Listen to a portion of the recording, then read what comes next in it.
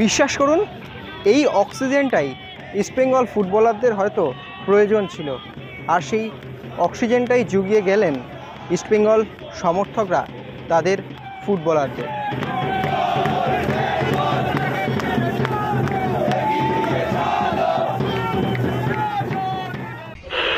আকাশবাণী কলকাতা, শুরু হচ্ছে মহিলা মহল। উপস্থাপনা ও প্রযোজনায় বেলা দে। নমস্কার দর্শক বন্ধুরা, এক্সট্রা বাংলায় আপনাদের সকলকে স্বাগত। এবং ইস্টবেঙ্গল দলের অনুশীলনে দিন সংখ্যাটা কত হবে? সংখ্যাটা প্রায় 200 থেকে 300 জন সমর্থক কিন্তু এদিন ইস্টবেঙ্গল ফুটবলারদের উজ্জীবিত করতে এদিন এলেন।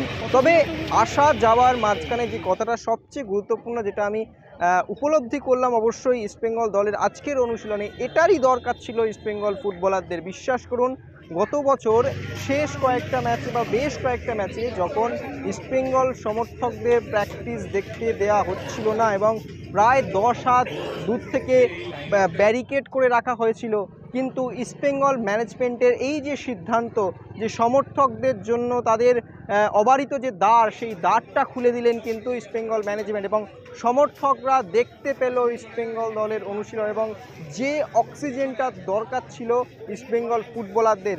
বিশ্বাস করুন, যখন প্র্যাকটিসে গোল করছিলেন দিমি, যখন গোল করছিলেন রশিদ, তখন কিন্তু ইস্টবেঙ্গল সমর্থকরা উজ্জীবিত করছিলেন, চিৎকার করছিলেন, স্লোগান দিচ্ছিলেন। এটাই কিন্তু একটা ফুটবলারদের বাড়তি মোটিভেশন, এবং সেটাই কিন্তু প্রথম দিনের অনুশীলনে, প্রথম দিন বলবো না তার কারণ আগে দুটো অনুশীলন শেষে, কিন্তু অস্কার বুজের তত্ত্বাবধানে প্রথম দিনের অনুশীলনে এই ছবিটাই পাওয়া গেল এবং সত্যিকারের উজ্জীবিত হলেন কিন্তু ইস্টবেঙ্গল ফুটবলাররা। এবং বাস নিয়ে যখন ইস্টবেঙ্গল ফুটবলাররা বেরোচ্ছিল তখন তো চ্যান্ট, গান, স্লোগান এবং আলোর রোশনাইয়ে গোটা বাস পুরো অকুপাইড, এবং যুব ভারতীর প্র্যাকটিস গ্রাউন্ড অকুপাইড। কার্যত কোথাও যেন মনে হবে যে ট্রফি চ্যাম্পিয়ন হয়ে ইস্টবেঙ্গল ফিরছে, যেমনটা আমরা এয়ারপোর্ট থেকে ফেরার সময় দেখেছিলাম সুপার কাপে। সেই ছবি কিন্তু ধরা পড়লো যুব ভারতীর প্র্যাকটিস গ্রাউন্ডে প্রথম দিনের অস্কার বুজের সঙ্গে তার ছেলেদের প্রথম দিনের অনুশীলনে। সেই বিশেষ কিছু ঝলক দেখে নেব।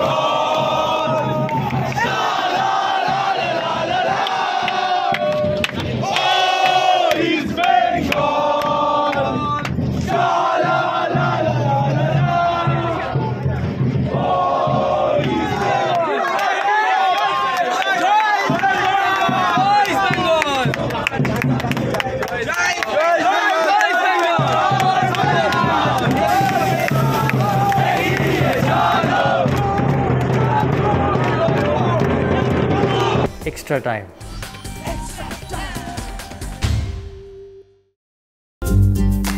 লেটেস্ট নিউজ আর এক্সক্লুসিভ ভিডিওর সঙ্গে আপডেট থাকতে এখনই সাবস্ক্রাইব করুন আমাদের ইউটিউব চ্যানেল। বেল আইকনে ক্লিক করতে ভুলবেন না যেন।